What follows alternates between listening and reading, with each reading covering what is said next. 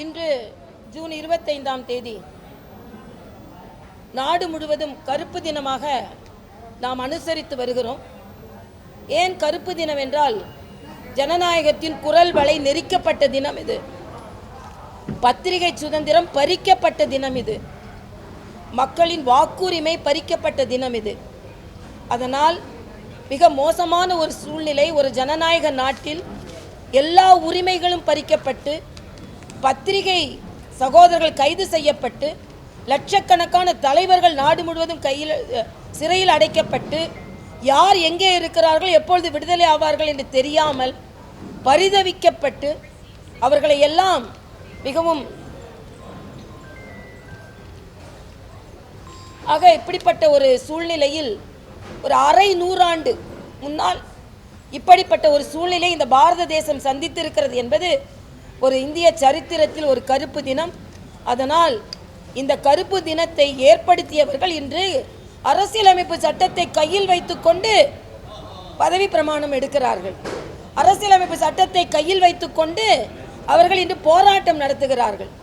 அரசியலமைப்பு சட்டம் தான் எனது புனித நூல் என்று சொன்ன பாரத பிரதமருக்கு எதிராக அரசியலமைப்பு சட்டத்தை கையில் வைத்துக்கொண்டு போராடி கொண்டிருக்கிறார்கள்.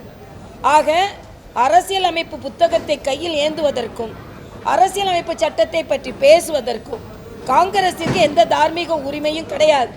இதே மிசாவில் இன்று முதலமைச்சராக இருக்கின்ற முதலமைச்சரும் கைது செய்யப்பட்டார், சிறையில் அடைக்கப்பட்டார். ஆனால் அதை பற்றி கொஞ்சமும் கவலைப்படாமல் ஓட்டுக்காக இன்று கூட்டணி வைத்திருக்கிறார்கள். ஆக இந்த நாடு இன்று முழுச்சிலுமான ஜனநாயக நாடாக பரிமளிக்கிறது என்றால் அதற்கு பாரதிய ஜனதா கட்சி காரணம், அதற்காக போராடிய தலைவர்கள் காரணம், அதற்கு ஆதரவளித்த மக்கள் காரணம்.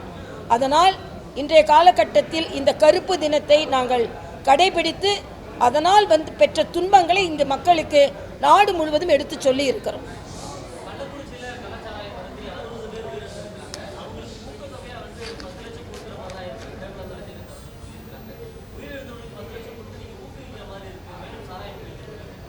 இது நீங்கள் இணையதளத்திலே நிறைய இடத்துல நீங்கள் பார்த்துட்டீங்க, இது எவ்வளவுக்குள்ள மக்கள் எழுதுகிறார்கள் என்று.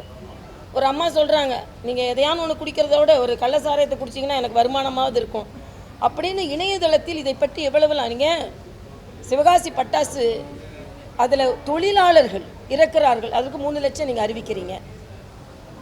அதே மாதிரி வெள்ளத்தில் மக்கள் பாதிக்கப்படுகிறார்கள், அதற்கு நீங்கள் சில லட்சத்தை அறிவிக்கிறீங்க.